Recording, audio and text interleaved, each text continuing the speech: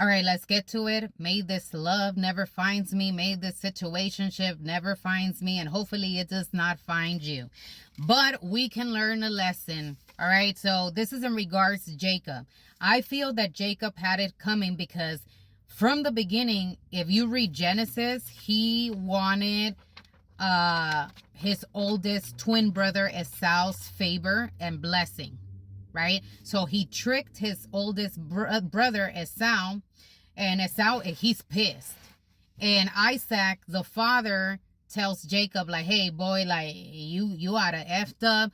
You better get gone with your uncle named Laban. You marry, I don't know, marry one of his daughters, but you need to flee. Like, you need to flee out of town because your brother, like, he ain't gonna have mercy on you. Like, he's gonna kill you. So Jacob flees, right? I'm bringing this up because it's gonna look how the you reap what you sow. It follows you. All right. So let's get started.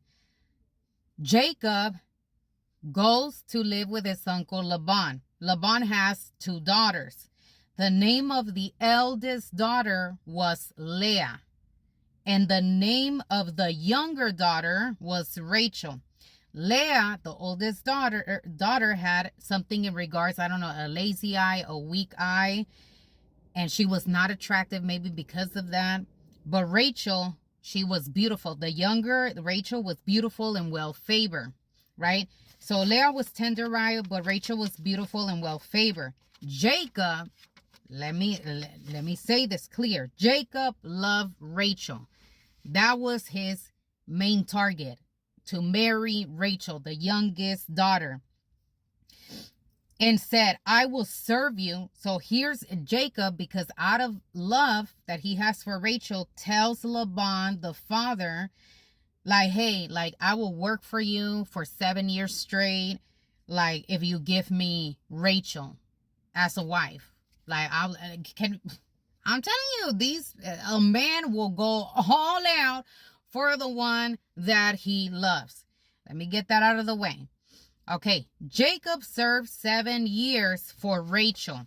They seem unto him but a few days for the love he had to her. Okay, so he serves Jacob 7 years. All right. Then Jacob says, like, hey, like, my 7 years are up. That's it. Like, give me my wife, for my days are fulfilled, that I may go unto her.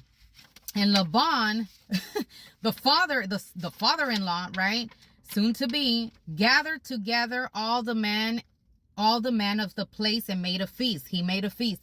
You got to remember that in those times, like, you know, of course they were partying hard, and there had to be liquor. I feel like Laban also tricked Jacob. All right. So this is following him, whatever that, you know, his karma, whatever you want to call it. You reap what you sow. It's following Jacob.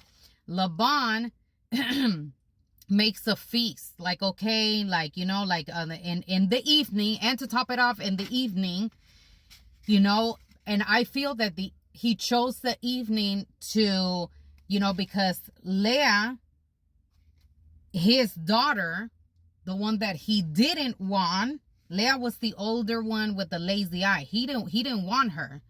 But Laban, the father, made a feast in the nighttime, really in the evening, I suppose, with a lot of alcohol. So what happens when you're, you know, like, things look good, you know, or you don't remember, you know? So I think, like, he had it all planned out. Anyways, and it came to pass in the evening, he took Leah, his daughter, and brought her to him, and he went unto her, right? Like, they had sex, and Laban gave unto his daughter Leah.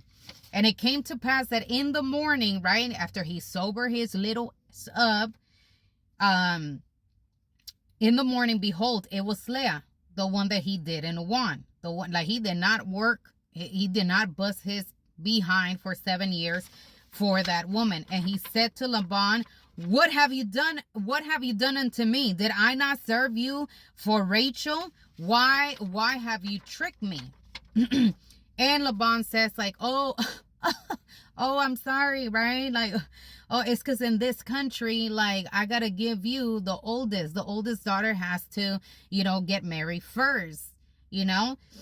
But, if you work for me another 7 years, like, then, you could have Rachel also as your wife, So this is what happens. He works, poor guy, poor Jacob. He works another 7 years. He fulfills his duty as a man, as a husband, I assume as a provider for Leah, even though he didn't love her. Okay, he didn't love her, but I felt that he had to, like, put on a mask, suck it up, because he wanted to marry Leah. Like, that gave him something, like, okay, I gotta live for something, I need to, like, fine, so I felt like he gave in, poor guy. But also poor, poor Leah, because, okay, so let's just continue on. And when the Lord saw that Leah was hated, he opened up her womb, but Rachel was barren. So the beautiful one, Rachel, she was barren. She couldn't have no kids. But see, it says that the Lord saw Leah was hated. So Jacob, maybe despite her, maybe like while they were doing it, I mean, I don't know, he would scream Rachel's name. I mean, I don't know, right? Like, you put it in the dot right there. Anyways, Leah conceived, the lazy eye one. She conceived and bare a son. She called his name Reuben. For she said, surely the Lord has looked upon my misery. Now, therefore, my husband will love me. Wrong. So poor Leah, she's unwanted. He doesn't love her, and here in her little mind, she thinks like, oh, well, if I bear him a son, like, surely he'll love me, because I mean, it'll be like flesh of my flesh and bones of our bones, right? Type of crap. All right, well, look, she don't learn, and she conceive again. Leah, girl, I'm about to smack you right now. And bear another child, a son, and said, because the Lord has heard that I was hated, he has therefore given me this son also. And she called his name Simon. Girl, this girl does not learn. And she conceive again, girl, and bear a son, and said, now this time, right? Now this time, my husband will be joined unto me, because I have borne him 3 sons. 3 sons, therefore was his name Levi. And she conceived again and bare a son, and she said, you know what? Forget this mother effer that's not gonna love me, and she conceived again, bare a son, and she said, now I will praise the Lord. This is when she already puts it in her mind, folks, that she's never going to be number one in regards Jacob, because Jacob, no matter what, he will always love Rachel. She accepted that, like, kind of like, okay, like, I'm just gonna stop getting pregnant. I'm gonna stop.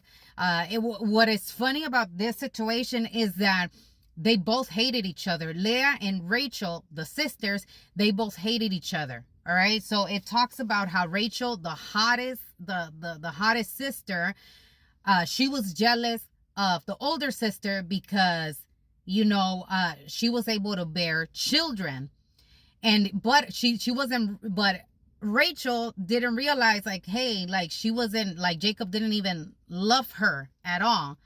And then, Leah, that was bearing all these sons, right?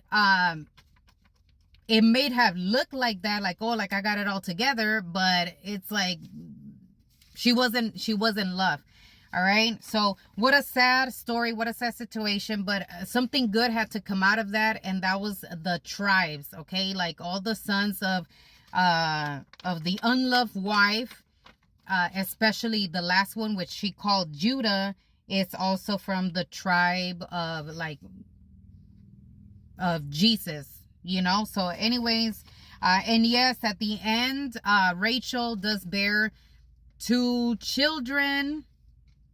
All right, but at the end of the day, I mean, this drama here, I don't know, y'all, it is too much. Made this type of love and situationship never finds me.